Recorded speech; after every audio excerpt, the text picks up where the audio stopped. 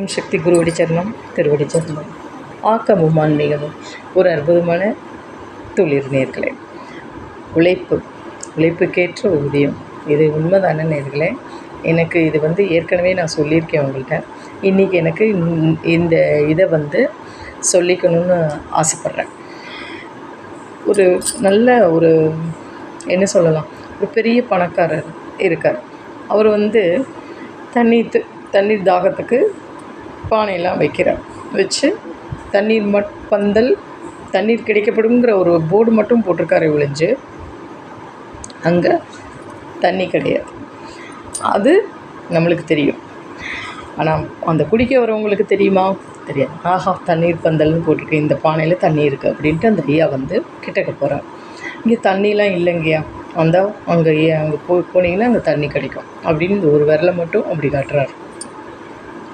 Board போட்டிருக்கேன் எங்கேயா, board தான் இருக்கும், தண்ணி கிடையாது அப்படிங்கிறார். அவருக்கு பயங்கர தண்ணி தாகம். என்னடா பண்ண அப்படிங்கிறப்ப, சரி நீ அங்கே போய் நீ குடிச்சின்னா உனக்கு தாகம் அடங்கும், நீங்கள் சொல்ல வேண்டாம், நானே போய் குடிச்சிக்கிறேன் அப்படிங்கிறார். அப்போ அவருக்கு எது புண்ணியம் நேர்களே? இன்னொருத்தர் தண்ணி பாட்டில் சாப்பாடு தன்னால் முடிஞ்சதை கொடுக்குறார். இது புண்ணியமா அது புண்ணியமா? அது உங்களுக்கே தெரியும். அதே போல் சரணாகதி பக்தி, அதாவது பக்தினா என்ன, சரணாகதினா என்ன அப்படின்னா, நம்மளுக்கு இது வேணும் கடவுளே, எனக்கு இன்றைக்கி முடிச்சு கொடுத்துரு அப்படிங்கிறது. கடவுளே இன்றைக்கி நீ எது செஞ்சாலும் நான் ஏற்றுக்கிறேங்கிறது தான் சரணாகதி. ஆக அந்த ஐயா ஒரு தீவிர பிரபல போர்டை போட்டிருக்காருன்னா அவருக்கு ஏதோ ஒன்று தொழில் நடக்க போகுது, அந்த போர்டு மட்டும் போட்டிருக்கார். இவர் புண்ணியத்தை தேடிக்கிறார். ஆக நம்மளுக்கு எது புண்ணியம் எது வேணுங்கிறது நம்ம தான் தேர்ந்தெடுத்துக்கணும். கண்டிப்பாக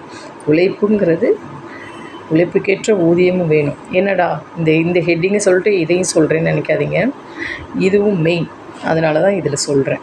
கண்டிப்பாக உழைப்புக்கு இன்றைக்கி கிடைச்ச ஊதியம் நம்மளுக்கு கிடச்சிருச்சா அப்படிங்கிறது நம்ம தான் தீர்மானிக்கணும். நம்மளுக்குரியதை நம்ம தான் தீர்மானம் பண்ணணும். அது கரெக்டாக தீர்மானம் பண்ணணும். கண்டிப்பாக நேர்களே. அதே போல் செய்யும் தொழிலே தெய்வம். நம்ம எந்த தொழில் பண்ணுறோமோ முக்கியம் இல்லை, அந்த தொழிலுக்கு நம்ம கரெக்டாக இருக்கணும்.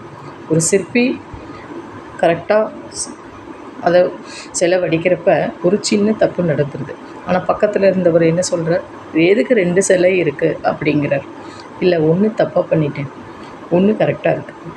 இந்த ஆனால் இதில் ஒரு வித்தியாசமும் தெரியலையே, அதனால் இதே எடுத்துக்கலாம், நான் அதை கோபுர உச்சியில் வச்சிடுறேன். அது நான் பார்க்குறப்பெல்லாம் தப்பாக பண்ணிட்டேனேன்னு எனக்கு இதுவாக இருக்கும், திருத்திக்கிறதுக்கு ஒரு வாய்ப்பு இந்த சிலை அப்படிங்கிற. ஆக சிற்பிக்கும் தொழில் தெய்வம். ஆக யார் என்ன தொழில் பண்ணுறோமோ அது தெய்வமாக எடுத்துக்கிட்டோன்னு வச்சுக்கோங்களேன், அவ்வளோ நல்லது. இப்போ இந்த உழைப்பிற்கேற்ற ஊதியம் அப்படிங்கிறது என்ன அப்படின்னா, ஒரு நல்ல ஏழை ஒரு ஒரு ஒரு தொழிலுக்கு போகிறார், அவருக்குரிய ஊதியம் கிடைக்காதனால கண்ணீர் சிந்துறார். அப்போ அந்த கண்ணீர் சிந்துறப்ப மகாபெரிவா சொல்கிறார். மகாபெரிவாவுக்கு இந்த பெரிய பணக்காரர் தட்டில் பணம் அது இதுன்னு எல்லாம் வைக்கிறாங்க. அவருக்கு திருப்தி இருக்குமா? இருக்காது. நீ இதை கொண்டு வந்ததை உன் கூட வந்தவனுக்கு நீ கொண்டு போய் கொடு, சரியான உழைப்பிற்கேற்ற ஊதியம் நீ கொடுத்துருக்கியாங்கிறது அவர் வாங்கின்றார்னா நீ உன் விதி நல்ல விதி அப்படிங்கிற பார்த்தா அவர் இறந்துடலாம்.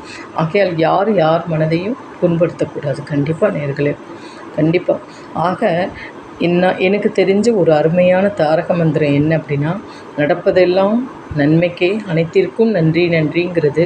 இது சொல்லிகிட்டே இருந்தோம்னு வச்சுக்கோங்களேன், அன்றாட பொழுது கண்டிப்பாக நம்மளுக்கு நல்ல பொழுதாக அமையும் நேர்களே. நமஸ்காரம்.